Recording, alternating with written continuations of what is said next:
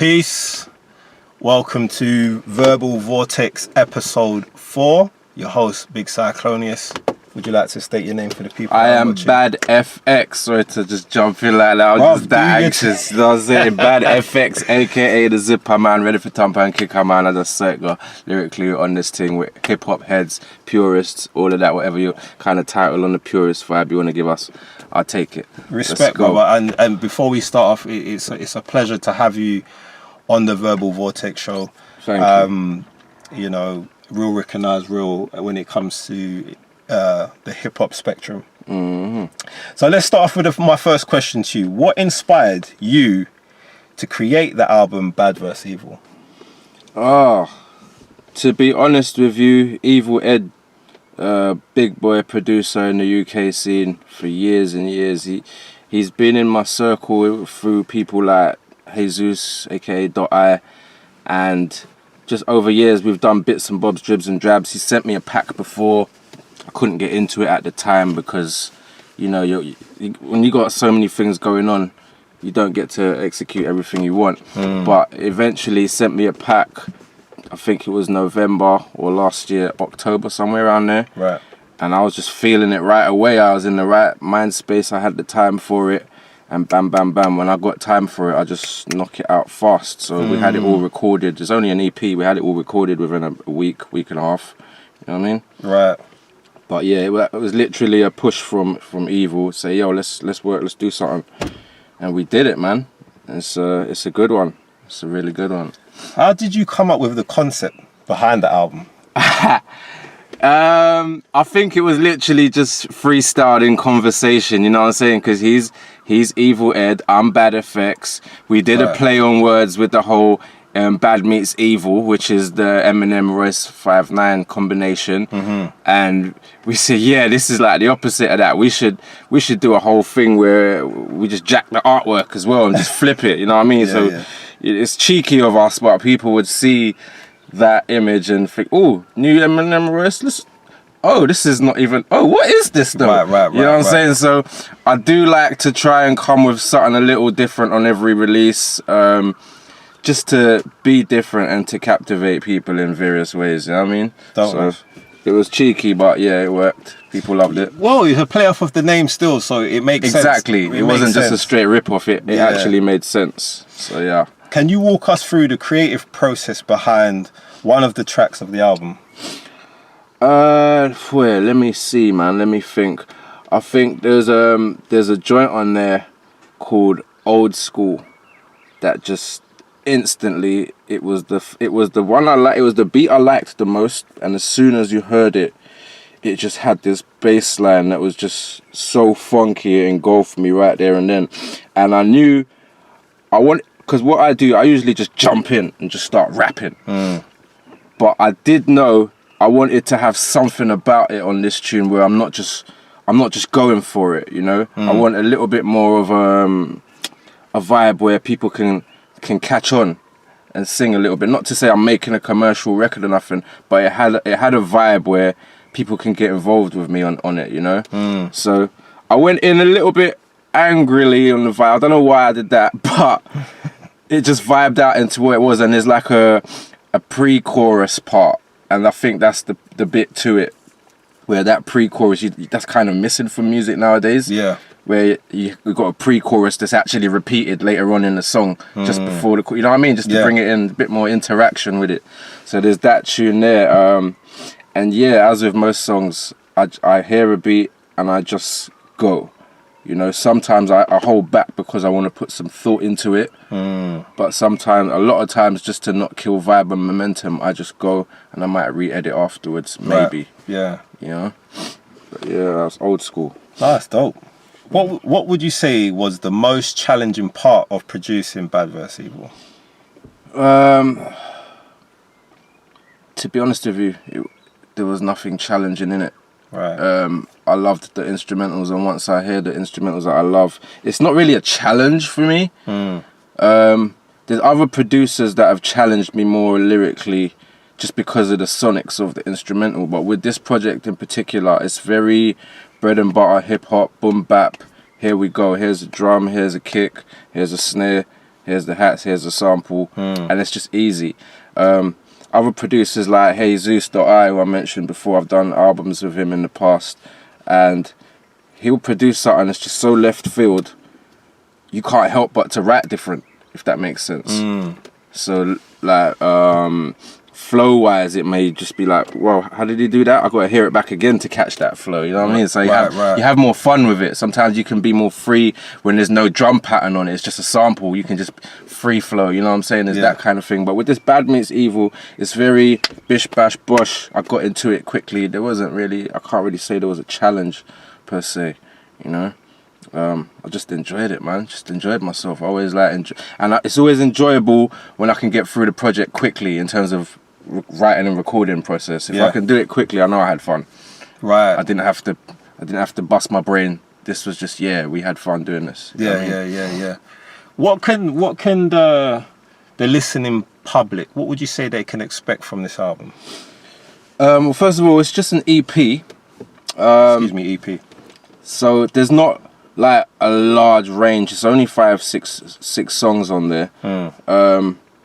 If you wanted a bit more depth from Bad Effects, you could probably go back to an album before that, 2 albums before that. It's called Mind State, which I put out last year in March, so it's just over a year old now, and that was fully produced by Abud SP, who's a Brazilian resident. I believe he's from Argentina. Or the other way around. I always confuse that. My bad, Abud. But excellent producer. And with that album, it was a lot more personal. It was a full album. I had a lot more features on it.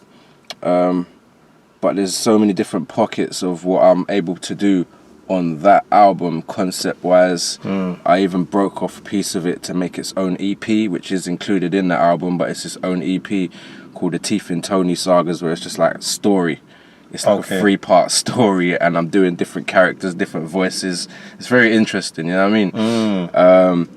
And yeah, I've got the posse joints on there where I've got other people on the song, and I've got an ode to my children on there. It's a much more introspective, personalized album, you know. Even the song, the lead title from that Mind State is just dealing with, you know, your inner, how I process things, and how you need to just don't worry about others more time, just worry about yourself, and get yourself right before you start taking on problems of the world, and that kind of vibe, you know. So a lot more conceptual on that one.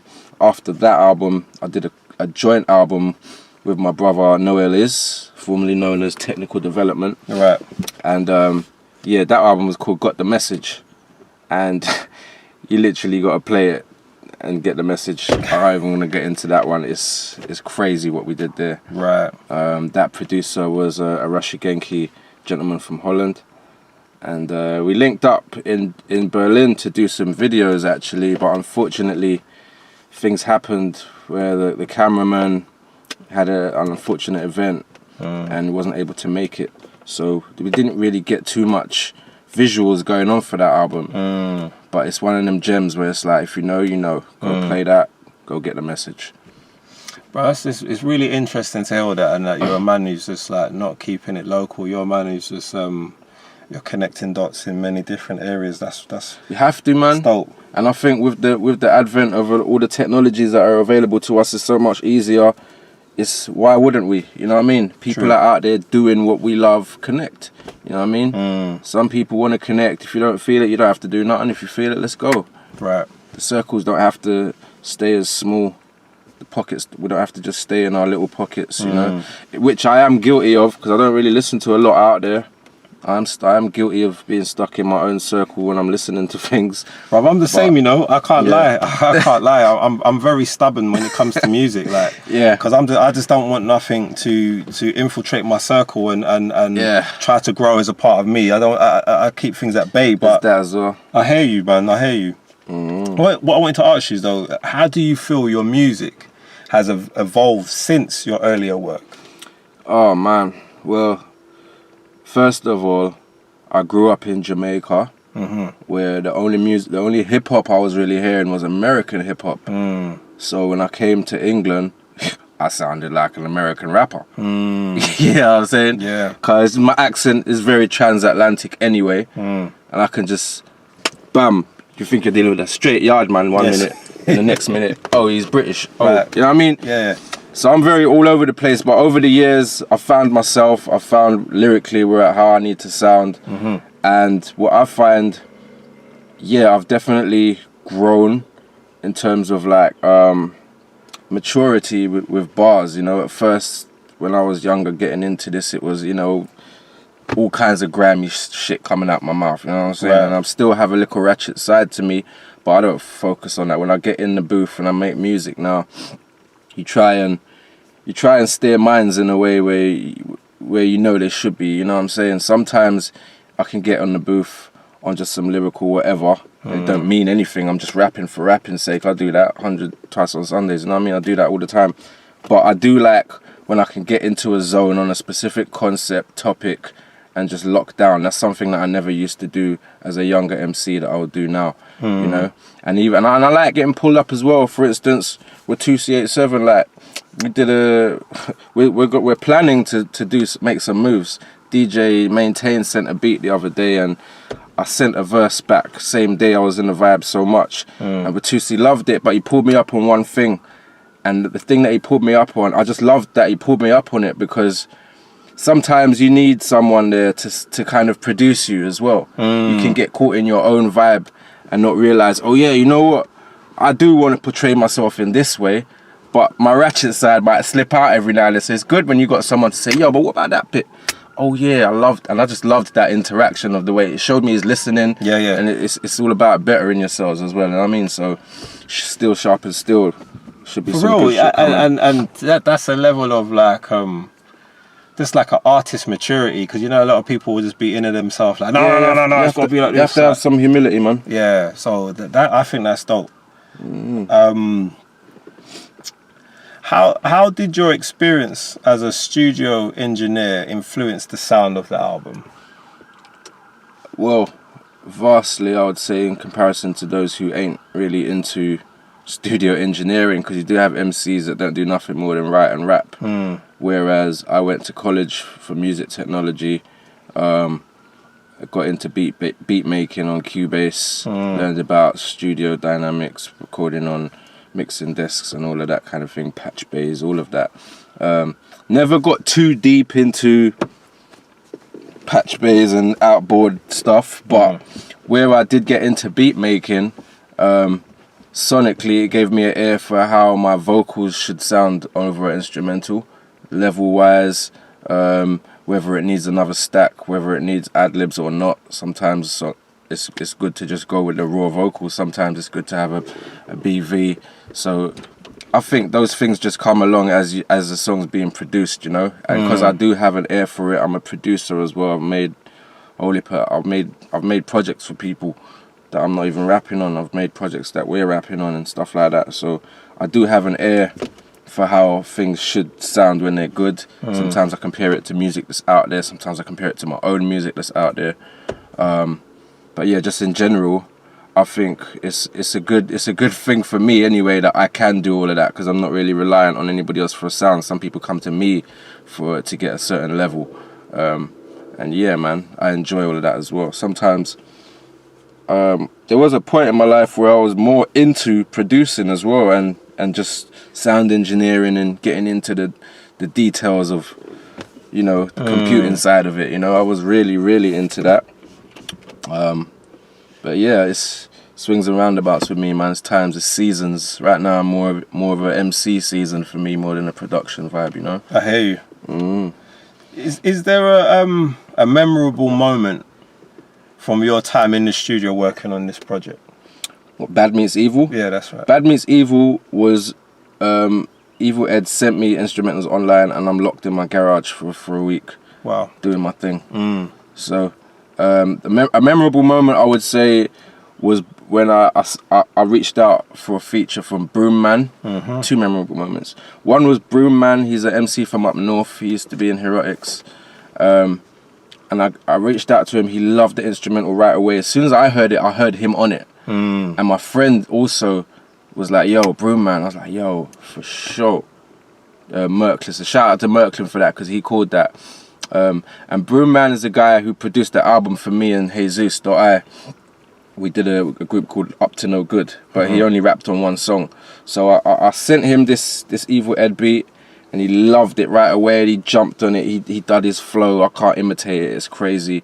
And one thing he said to me is that, yo, he's so happy I reached out because nobody reaches out to him for features. And I'm like, that's crazy, bro. You're dope. What is going on?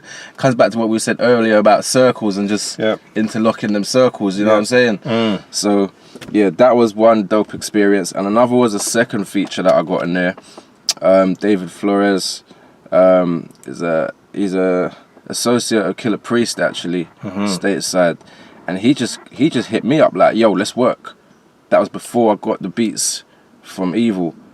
And when I heard that beat that he's on, I thought, I don't know why, he just came back to my mind. Like, oh shit, I might have something for this guy. Because he's got some really dope, soulful sounding, no drums on the beat type, just going for it vibe, yeah?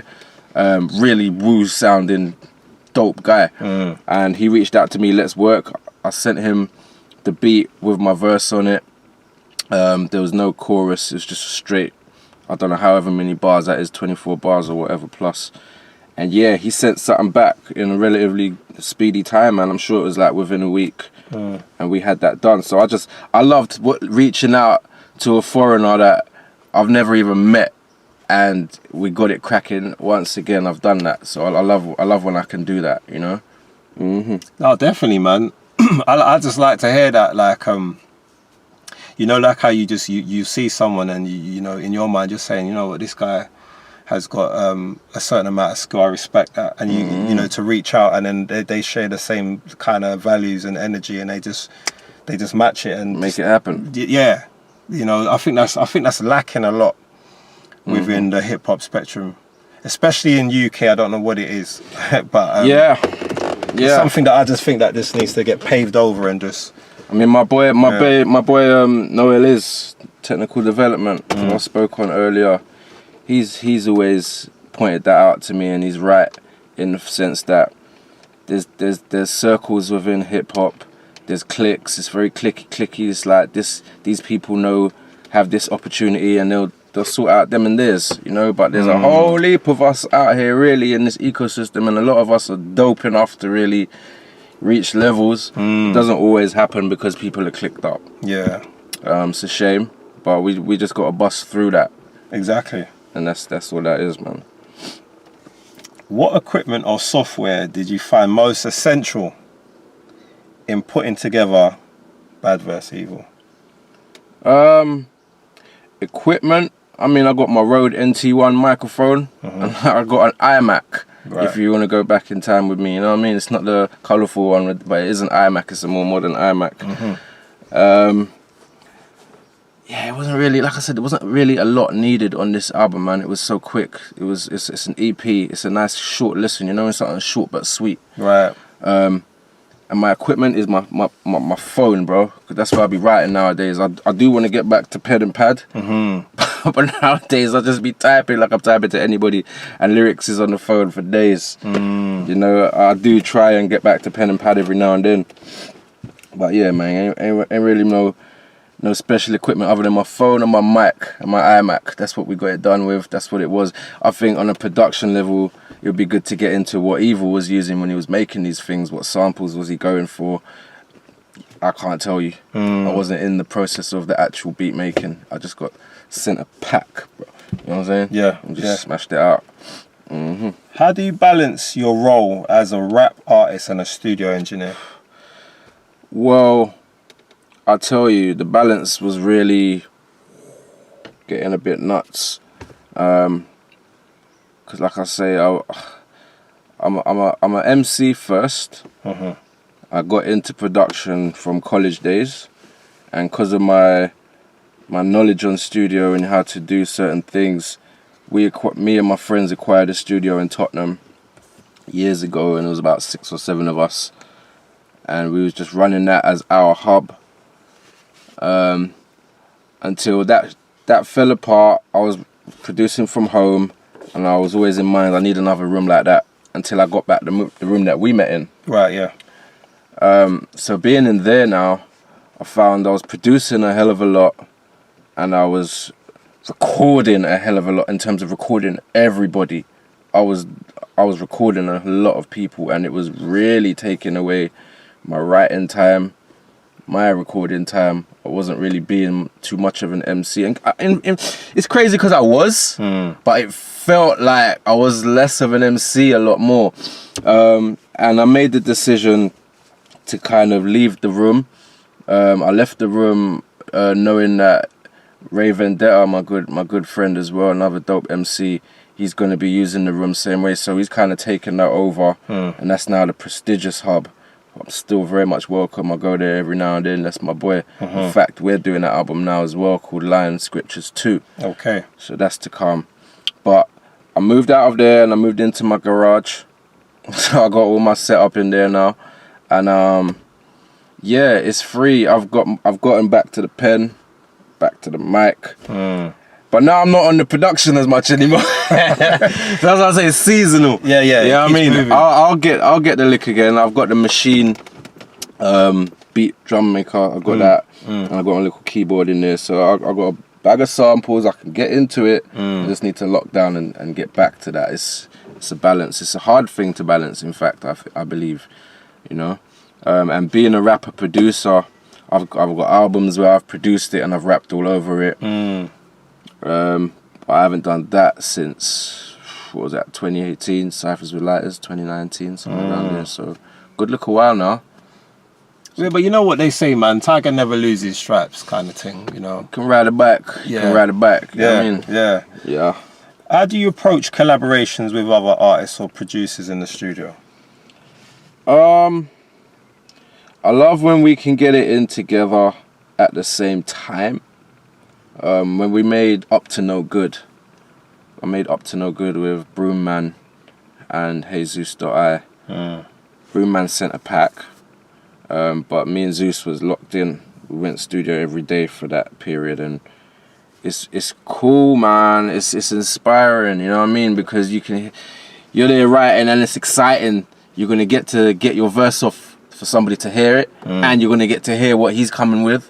You know what I'm saying? And we might bounce off of each other for the last verse, or we might do a collaborative song where I do 4 bars, you do 4 bars, I do 2, you do 5, I do 7, you do 8, you do 1, I do 1. You know what I mean? Really back and forth, chop it up. Yeah. All of that's fun. You know what I mean? It's good as well when you can be in there while a beat is being made. Ray Vendetta is the producer on Lion Scriptures 2. I produced Lion Scriptures 1. So how we've been doing Lion Scriptures 2 is I'll go to the studio. He's got something there that I could be writing to, but that's boring. I'm writing, he's just rolling a zoot. No. So he'll get to making a beat and I can vibe and just pen little thoughts. And by the time I'm ready to actually, beat's done. So them ones are magic as well. So I love the organic ones. But it's cool if we get sent a pack, get sent a beat, we can work to that afterwards. You know what I mean? Definitely. You know, I was just sitting there thinking and listening. I was saying to myself, like, obviously the future's not here, and the past isn't here. We're in the present. So presently, how do you sit and feel about hip hop right now? I think that it's so vast. There's so many genres of hip hop.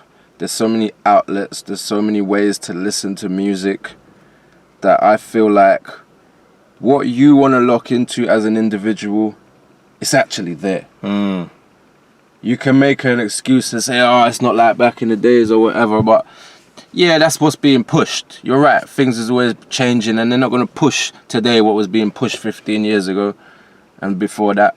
You know what I mean? But if your vibe and your thing is what was popping 20 years ago, guess what? That's still there. And there's new motherfuckers out there that are still on that level pushing new shit. It's just for you to find it. You know what I'm saying? I don't know, put in Benny the Butcher on my Apple right now, and after the song I know plays, it goes into a playlist of nothing but that sound. Right. So it's there for me if I want. And you can do that with pretty much any song now. So I'm not still on course about radio and what's coming on the television and that. YouTube is your television now. You look what you want to look for. Trust me. You play what you want to play. And as for us as artists, it's for us to promote ourselves, to be seen as much as we want to be seen. And that's the hard part, really, the promotion. Because the game's so saturated, there's so much choice, there's so much there. It's hard to lock in unless somebody's literally saying, yeah, listen to this. You know, you gotta find it. You know? That's interesting, because I was going to ask you, literally, I was going to say, how do you define yourself and separate yourself from like a lot of what's out there right now? I think it's just important to have fun and do what you enjoy doing, first of all. In terms of separating myself, I mean, I'll be honest with you, hip-hop is not my bread and butter. So that already is a driving force where if it was, I may be inclined to take other approaches within this hip-hop. I may be inclined to do things outside of my comfort zone a little bit more as well. Who knows? But where I'm comfortable doing what I do, I'm not under no pressure from no label. I'm not under no pressure from the public as such to perform in a particular way. I do what I want to do, so it's not even really about the rest of the field. In my eyes, it's just doing what I want to do. If the rest of the field are dope, then that's great. Let's all be dope together, you know what I mean? The whack ones out there, I ignore it, you know what I mean? I'm not really here to shine a light on what I don't like. So it's just about us shining a light on each other's things and each other's music, and getting the word out the best way we can, you know? Yeah. So as a man who comes from an era which they say was golden, how do you feel about the up and coming and the current artists that are trying to do their thing? See, when you say current, do you mean like the current in terms of who's selling out arenas and getting hundreds of thousands of views and that? No, not in particular. I'm talking about just like, I find that when I speak to a lot of people that come from a certain era, I find that there's a wedge between them, and when I say the current, I'm talking about just what's around us. Like, for instance, you know, like maybe the younger generation, I would say, if you're going to put it more into a perspective. You say that, but I've got faith, you know. Listen, I've got a younger cousin named Wesley. Yeah, he's killing it right now, and he was born in '98. Right. And when I heard his music, like in the past couple of years, I started relinking with my cousin, and I heard his music. I'm like, yo, come on, like, you was meant to be dropping one out. You know what I'm saying? Like, it's so, even though he's a lot younger, like 10 years plus, I got faith, man. And it's like I said, there's pockets of what you want everywhere. You understand? So if you're into underground UK hip hop, boom bap, there's always gonna be a fresh crop, whether it's pushed to your head or not, to your face or not. If you're looking for it, you're gonna find it. So I don't really worry myself and concern myself with those who are getting the look. Okay. It's more about finding what you love in this music and just marinating on that, man. So it's safe to say, coming from you, that hip hop is definitely not dead. Nah, man. Not on a commercial level, not on an underground level. You know, I think with the advent of different genres, you got drill, you got all kinds of different vibes, and that's going to continue, you know. But I don't think hip hop is going anywhere, bro. And to be honest with you, we can look at this current beef that's going on. Kendrick's kind of proving that right now. He's hit at Drake from various angles, and he's hitting with the club banger, he's hitting with the introspective, he's hitting with the slow shit, you know what I'm saying? So there's just that alone is showing you there's so many different types of hip hop you could really get into. How could it die, man? You know what I mean? Like, something new would have to come and really take over, and I haven't seen that yet. No, for real. I swear, like, what's he dropped now? Is it 4 tunes he's dropped on him now? It's either 4 or 5. Mad. And I you know, I'm hearing that flipping Drake's got ghostwriters, bruv. Like, he don't even write his own bars, bruv. Well, I not knew that. Meek done exposed that, innit? So, and I'm not new, but people try and justify it because, you know, he's written for people, and when you're that busy, you don't have time to sit down and make these kind of bangers. And It's not really an excuse. It's not, man. It's just like, as you're saying that, when I'm hearing that, what just comes to my head, that new Nas and DJ Premier tune. And just to see that, you know, back to back, my man Nas dropped what, three albums? 6 albums, mate. You sound corrected it for real, because it was free. What's it? King Disease and Magic. Right. So then, and all of them was fresh. Fire. Yeah, and then fire. To come now and drop this with Premier. There's no excuse. Fire. There's no excuse. Yeah. You have to be holding your own pen, man. You have to. Exactly right. Do you know what I mean? Right, man. As MCs, that's what we do. I mean, you couldn't have another man write a whole verse for you, bro. Come on, bro. Yeah, I'm not spitting it. I'm not sorry. even a line, really. I'm not spitting it. You know what I mean? If someone came to me with a line that I liked, that I hadn't used, I don't even really want to remix it, because I didn't do that. That's your brain. Honestly, no one has ever written for me, ever. No. And, you know, like, conceptually as well, like, no one's come to say to me, oh, how about you do this and structure it like that? That's never actually happened. Right. Like, if I'm working with, you know, let's just say with me and you're working on something, that's different. We're working, we say, yeah, let's work on, and we're going to go this avenue. All right, yeah, cool. But if someone else coming into my zone and saying to me, yeah, no. Never been influenced. Yeah, that don't work for me still. No, I do like vibing off of my guys. Let's say we're in the studio, and we're all going to rap. Because I've come into a session before, late, and there's already like 2 songs on it.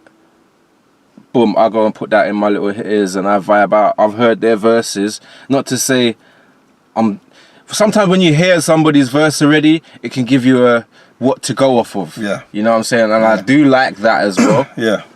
So yeah, there's so many different ways to write it, man. Definitely, man. Going back as touching to like your engineering side, do you think, like, for anybody coming up and they're trying to like put the puzzle together to create like a project or to do something, but they necessarily don't have the expertise in that field, do you reckon it's very beneficial for them to go away and not obviously become a great master in it, but just get some kind of insight to how the thing works? I think in this day and age, definitely. Especially, there's software programs out there like your Cubase, your Logic, Reason, whatever it is you use. One of those things as a basis, I think everybody in music should know how to use those things. Just like you can use your own voice, you need to know how to record your voice. Right. And if you got a facility elsewhere, great. But what happens when you don't? You can always set up in this day and age something in your yard. See? So if you're not that way inclined to producing, at least somebody can send you a beat and you can record yourself, get shit done. You know what I mean? So I think everybody should have a base knowledge of at least how to record yourself on any one of these softwares, whatever you prefer to use. I don't really have a preference. I use Logic, came up in Cubase. Right. You know. But yeah, man. Do you record yourself at all? Are you into it like that at all? Who, me, myself? Do you know what? I came up from, like, no one was giving me beats. No one was giving me no studio time or nothing. So, you know, I was forced to go and buy my own computer and just learn the ropes. Yeah. I always knew that I wanted to produce because, you know, as a child I used to bang, like, I had a guitar, couldn't play it, but I used to pluck, well, that sounds cool. I used to record it on a tape and then I'll bang the thing, make drums, and next thing I've made a beat on a tape, bruv, mad. So that was always me. So I grew into, like, getting my own computer, learning it myself.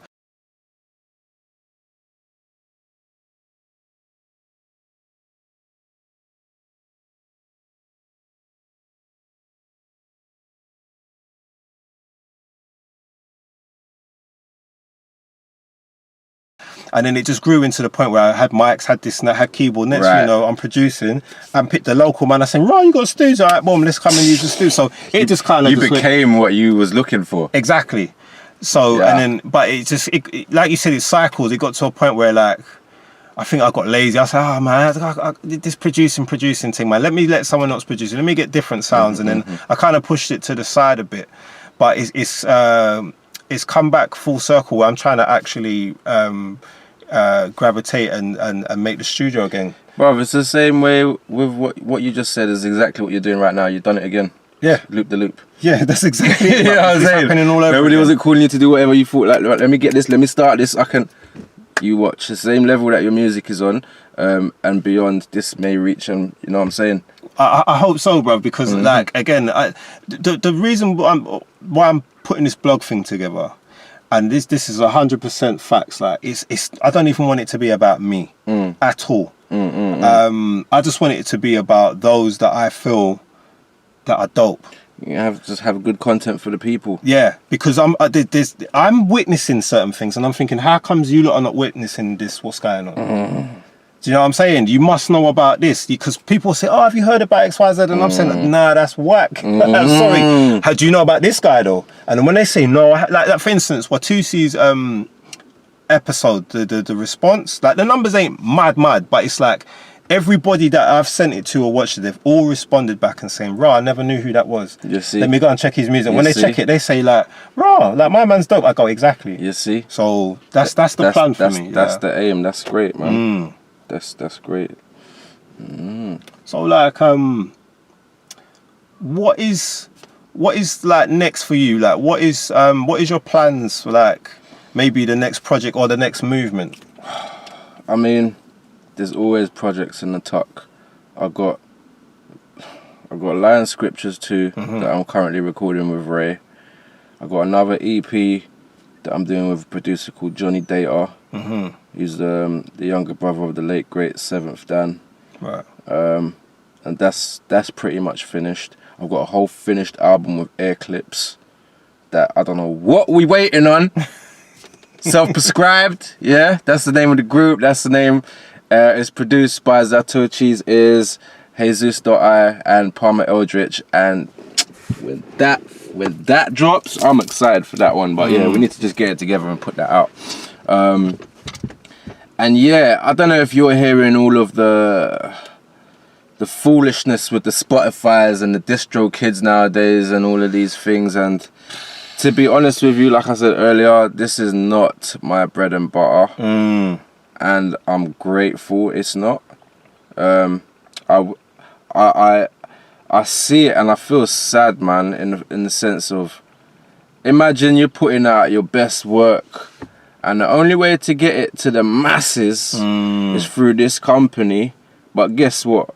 They're gonna take the majority of everything you could potentially earn from said thing. You know what I mean? And it's a slap in the face, really. Big slap.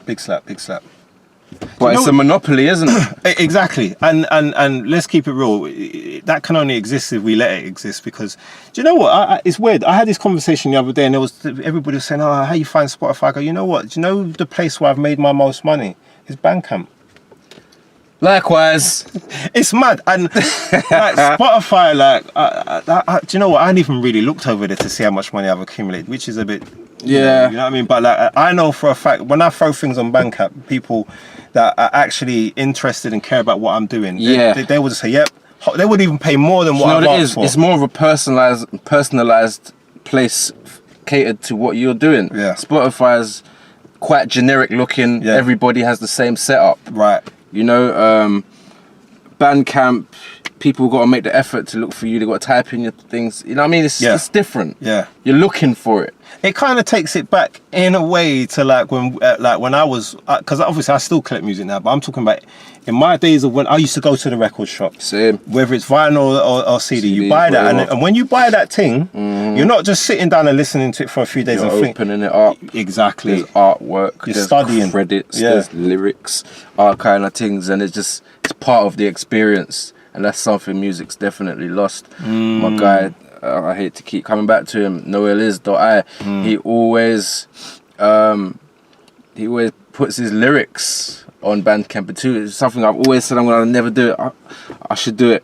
Just write the lyrics on there. Give the listeners something else to do. And I'm so glad you said that, because you know what? Do you know how many times I've been cussed by certain fan members and saying, "Oh, Cyclonious, put your lyrics on the thing." I say, "Yeah, I'm coming to it." I never do it. I think I definitely need to do that, man. Definitely, I think it's a good look. Because I see my daughter when she's into a lot of music now. My daughter's like heavy in music, right? And when I'm seeing her, she's sitting down with the bar, studying it, internalizing it, and I'm saying to myself, "Right, I need to step up my game." Yeah, I'm just lazy, bro. Give her something to write, man. Give her something to read, I should say. say. Because and when you actually go back and read some of the lyrics that it's some profound shit we'd be saying as MCs, you know. Yeah. It's like, right, I actually came up with that. That's levels. You know what I mean? But yeah, to see it back, it's a good light. And Bandcamp having that facility, I think is excellent. Yeah, I too have made the most money of anything in music probably through Bandcamp. Same man, definitely. Direct sales. It's that whole direct to consumer thing we keep hearing about nowadays about what's more important, you know, as an individual. Just get it to the people. Then we don't need these monopolized companies that are just spitting in our faces, really. Definitely. Because I was watching somewhere else, mate. They was talking about how much money these guys are making. Literally, I can't remember what one of those top companies owns Spotify, and then this guy was talking about annually how much millions they make, and then obviously us who are really getting our back bust trying to create the newest, freshest thing, we're not even getting a fraction of that. So you know, even with like Mos Def and Talib Kweli, when they were slow dropping Black Star 2, and they was saying straight, we don't want to put it on these other streaming things because, you know, what's the point? Yeah. You know, we're all doing that when you really check it. I'll give away my little strategy when I have a release. The past couple of releases I do, unless I'm working with a label that I just gonna straight put it to the DSPs. If I'm putting it out like this, Evil Meets Bad, it's going on Bandcamp first. Right. It's going on Bandcamp for at least a month, maybe 2, before we even think about DSPs. You know, DSPs are great to spread it to the masses without you having to really do much. You know what I'm saying? It's just there. But yeah, I think we need to capitalize off of our own websites, things like Bandcamp and just stuff like that. Really, merch is another way people could really make money. Yeah. If you invest, you got to really invest in yourself for stuff like that, though. You know what I'm saying?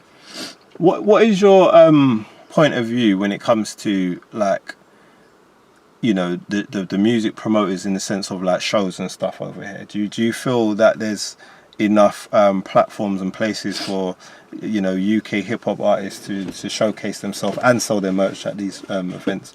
Admittedly, as I'm getting older, I'm a little bit more removed from the live scene out there. When I was younger, I had a lot more hunger for the game. I need to get out there, I want to be seen, get what stage, where's the stage, is that, where's it, boom, bam, bam. Nowadays, for me personally, when people reach out to me, that's how it happens. It's never really me trying to get on anything. New Guards have put on a show in July with a live band, and they've reached out to me to perform 3 joints.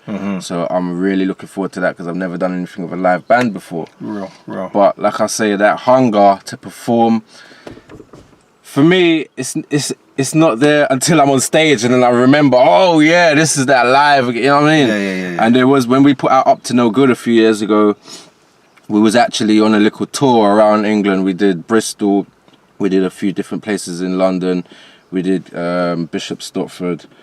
We went around, you know what I mean? And that was fun. But I'm not too clicked up with the promoters. Like I said, it's a scene. It's a click scene. It's a whole circles. It's who you know type vibes. And my circle's never really been in the circles of who's putting on events per se. You know, we've put on events ourselves. We've been involved in little elements here and there, but never in a big way. It's just never really. It's who you know. Definitely. You know what I mean? Definitely. And who knows you? No, that's real. It's just a shame that that's the way it is, but that's the way it is. Do you know what I mean? Producing wise, where can we hear a lot more of your production other than your lyricism? SoundCloud. So if you go on SoundCloud and type Bad Effects /Ziploc, you're gonna get instrumentals from me. And I have, like I said, I've slowed down, but that was my page for where I was putting instrumentals that I don't put this out to the world. I ain't written to this. It's nobody's going on this. It's just there. But other than that, I could tell you I produced the album for Technical Development. Noel is, I keep calling him Tech D. called The 8. And he had an interesting series called The 8, where he's got 8 albums. Each album has 8 songs, and each album has a different producer. Right. So I was number 4, I believe. So he's got 8, and they all have the same aesthetic, just different colours. So I'm the red album, number 4. So I did all of that. I produced the album for my brother, Crash, dope MC. Watch the Road. And I produced line scriptures for Ray. When my crew, Omniverses, we put out an album, because we did an EP followed by the album. That album was mostly my instrumentals, with exception of about 3 or 4 songs, maybe 5. And most of those beats was gonna be for an album of mine. But when we got together and said, yeah, let's do an album, I just put it for the group. So the Omniverses album, I did a lot of production on that. Okay. But yeah, man, just sprinkles over the years, man, here and there, people's albums. Yeah. Do you know, as I'm listening to you and I'm hearing about a lot of what you do and stuff like that, is what I notice is that you're very conceptual. Like, you think? Yeah, like no, but I'm saying, like, for me that's dope, because I'm a person, I like to pay attention to the finer detail. But why is it that you take approach in that type of way to be very conceptual? Honestly, it's not my approach. I'm a vibes guy. So a lot of the time I hear an instrumental, I go for that vibe of the literally what I'm hearing. Concept. I'd love to be more conceptual. I don't feel like I am. Okay. Which is why I asked you that. I wasn't being funny. I feel like a lot of the time, a lot of my raps, I'm just flowing because I concentrate and I assert myself to have a really tight flow. That's what I really want to. At the end of the day, what was good about him? Oh, his flow was tight. You know, so if a concept can come within that tightness, great. It doesn't always for me. But if a concept can come, then yeah. Sometimes it can be a sample on the instrumental. You just hear something, or you hit, like, if it's a vocal sample on it, it might be a refrain that keeps getting repeated. So now it's become the topic of the song. Or I might even hear something that sounds like it's saying that, even though it isn't. And to me, now it's saying that this is what it has to be about. Right. It's that kind of shit. And yeah, man, it just varies, man. But I would like to be more conceptual. You know, like I said, me and Watusi, we're planning to do something, and I would like for every song on there to mean something. I don't want to just do a song for the sake of a song. I do that a lot. Okay. And there's nothing wrong with that, but I do want more of a balance where there's stuff here. This, you know what I mean? Yeah. All right. As we're about to sign off, is there anything that you would like to say to the listeners, and also if you can drop your socials and stuff? So socially, just look for me at BADFX. That's BadFX, and that's on Instagram. My Bandcamp is badfx.bandcamp.com, and those are the 2 main things. I don't really do the Twitter X thing. I don't really do the Facebook thing. Hit me up on there. You'll find my email on those things as well, so people can always reach out to me for collaborations or whatever, man. But what's coming, like I've said, I've got the Self-Prescribed album on its way. Line Scriptures 2 will be this year. Another project I'm planning with another dope MC, Jadar. He's part of the prestigious team. So there's always a lot coming. There's always a lot to look forward to. I never give myself the pressure of a date. I hate that. I don't. Maybe I should start so I could do deadlines and all of that, but I just feel like that pressure for what? Yeah.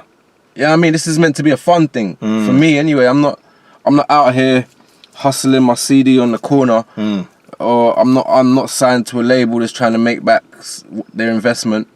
I'm just doing this at my own pace. Yeah. So with that in mind, I'm not about to be under the pressure of no date or time. You know, we just flow organically, and things drop when they can. That's that. So yeah, just stay tuned, man. Stay close. It's BADFX. Yeah, on all of the socials, on the Instagram, Just look for me right there, man. You see everything in the past that's happened, everything that's available now, and I do drop little hints of what's to come. So yeah, that's where we at. Nice one, brother. Respect. Yeah, man. Peace. This is good. Love. Peace.